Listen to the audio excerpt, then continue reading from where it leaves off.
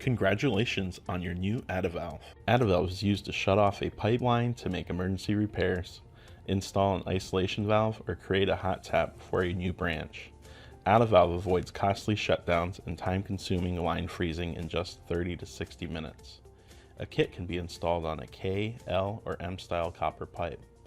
AddaValve becomes a permanent fixture of the pipe and can be used as a line tab. In your kit, you will receive the following materials: AddaValve body, 2 Schrader test caps with gaskets, Loctite sealant, sealant brushes, and a sweat ball valve.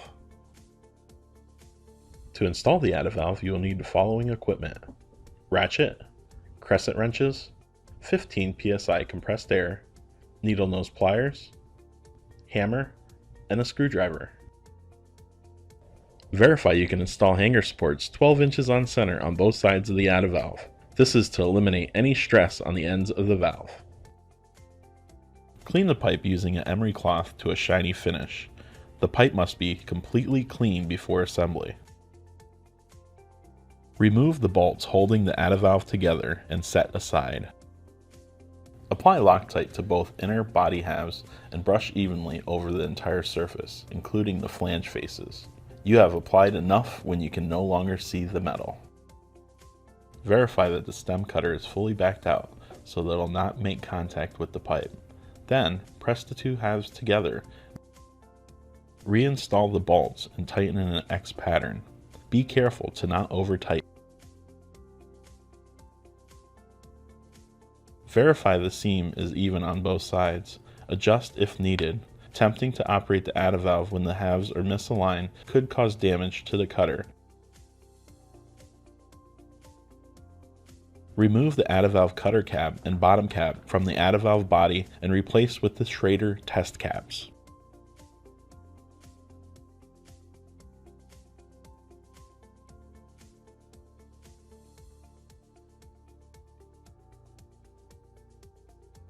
Apply 15 psi of compressed air to the halves.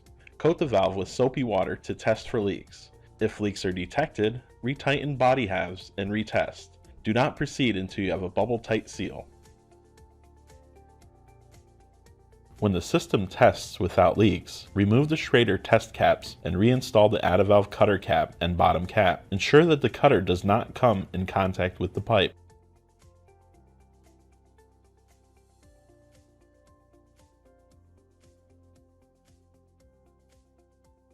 Keeping steady pressure, begin turning the stem cutter until you have cut through both pipe walls. This can take up to 20 minutes to complete depending on the pipe size. Initially, the cutter will be easy to turn and spin freely. Once the cutter makes contact with the pipe, a noticeable increase in torque will be required to advance the cutter. The required torque will decrease once the cutter approaches the halfway point of the pipe. The torque will increase again as the bottom half of the pipe is cut through.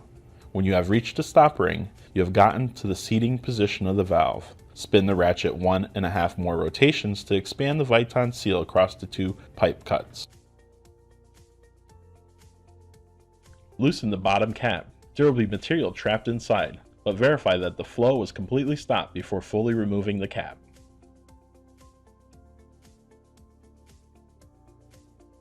To remove the slugs, take a hammer and a blunt end screwdriver and gently tap the high side of the 2 copper slugs into a vertical position. Remove with needle nose pliers.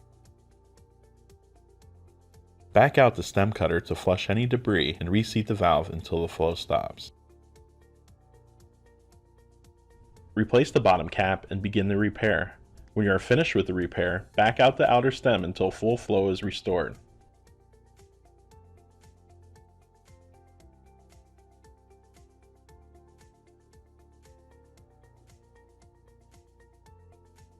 If using the 1 1/4 inch through 2 inch kit, you must use 2 people to complete the installation. The inner stem must be rotated 4 to 5 revolutions for every 1 rotation of the outer stem. If you have any questions regarding the AddaValve installation, please contact Jomar Valve at 586-268-1220 or visit jomarvalve.com.